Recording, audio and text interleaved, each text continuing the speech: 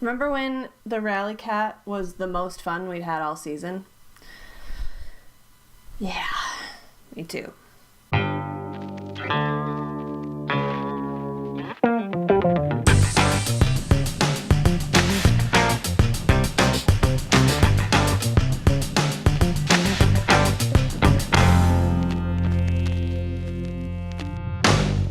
What's up, everybody? I'm Tara Wellman. This is Birdseeds, and the Cardinals were pretty bad this week, so I don't really want to talk about it. And to be completely honest, it feels like there are bigger things we should be talking about right now, which is, now that I think about it, like all the time, but we'll get to that in a minute. Before we talk about something that actually matters, I want to talk about something that absolutely doesn't. Like, not even a little bit. In fact, it might be the most ridiculous thing I've ever talked about on this show, and there's part of me that doesn't want to dignify it with a response at all. But sometimes we just need a little ridiculous in our lives. Yes, I am talking about the now famous, or infamous, Rally Cat. Okay, so let me just start by saying I don't have a dog, or cat, I guess, in this fight. So that's where I'm coming from. That said, I loved the adventure of the Rally Cat. I don't even like cats, and I would have loved for that little guy to be the story of the Cardinals season, but not like this. So in case you've been living under a rock, or just, perhaps wisely, chose to ignore all things Rally Cat, let's recap. There's a non-profit organization in St. Louis that found the Rally Cat after the fan who claimed it outside Busch Stadium lost it. And then the finders made their discovery very public. So public, in fact, that I actually used several of their photos showing off little Rally, as they named him, very original, in my Rally Cat song. Which, if you didn't see, and you can ignore the latest annoying developments in the story, you can still watch here. The small nonprofit got great publicity out of the adorable kitten that was instantly beloved by Cardinals Nation, and they took full advantage of that by posting about ways that their work could be supported, even sharing publicly an Amazon wish list of things they needed to continue to do their work. All totally fine, by the way. I mean, small organizations have to use all the tools available to them, and they couldn't miss out on taking advantage of this surprisingly significant platform.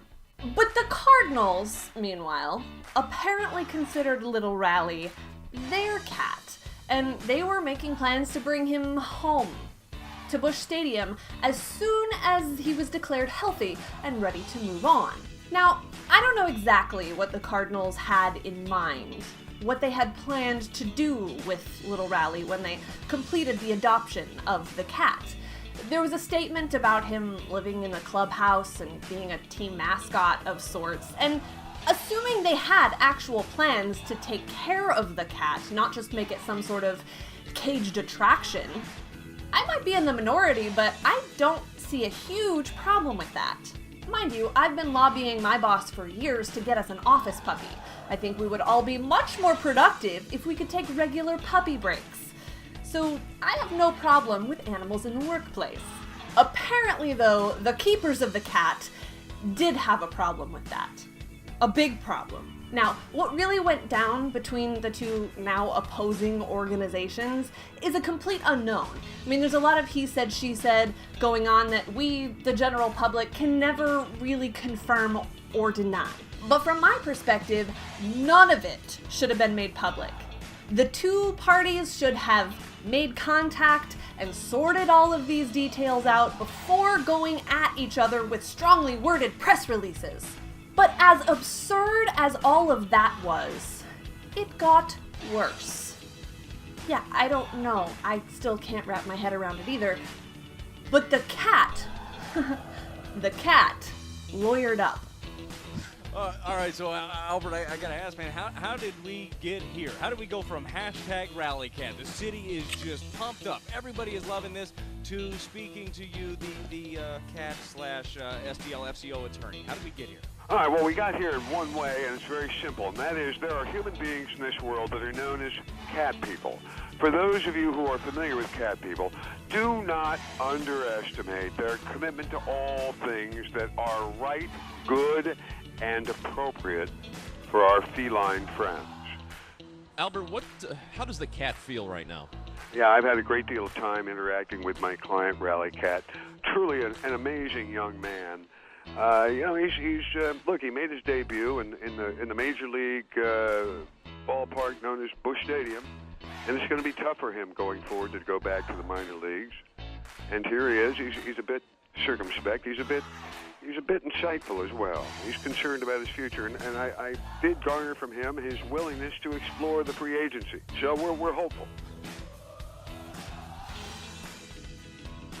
I don't think there are words in the English language to accurately describe the absurdity of what you just heard.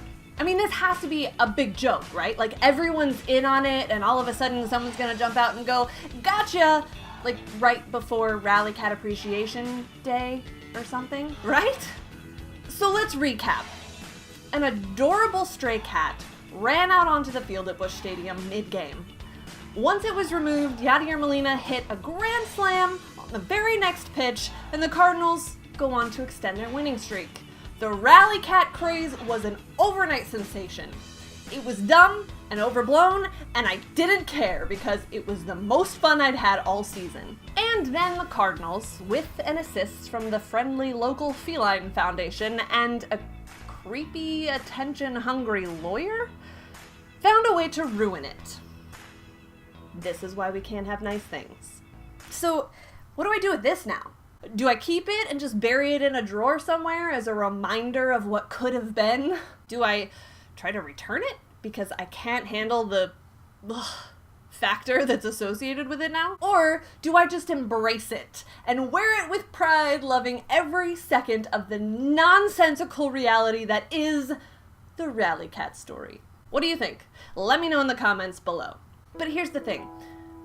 I'm sitting here in my home, surrounded by pretty nice things.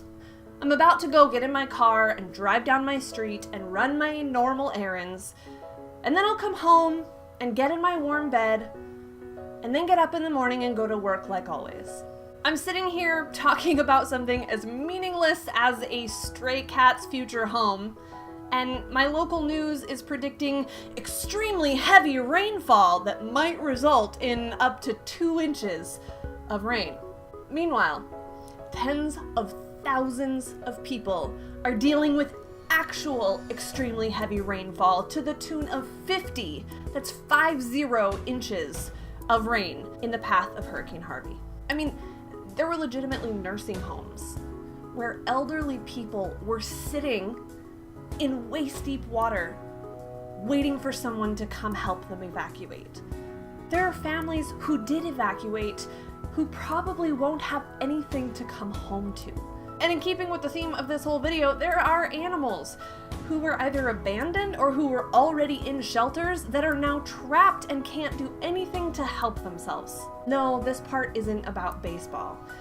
But that's not to say that baseball isn't a part of this story. I mean, Matt Carpenter just promised $10,000 to disaster relief funds for every home run that he hits from now to the end of the season. The Cardinals were on the list of a number of teams that offered their home ballpark to the Houston Astros to play their games in while they can't play in Houston. And then there are the fans, like you and me, who maybe can't get to Houston to actually physically help, but maybe can spare $10 to help support the ongoing efforts of the people on the ground.